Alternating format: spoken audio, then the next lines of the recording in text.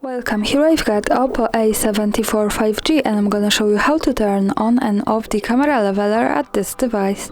So at first we have to tap on the camera button to open it, and for now we are in the standard photo mode. From here let's go to the right corner. When we pick this button we can open more options about the camera we can manage.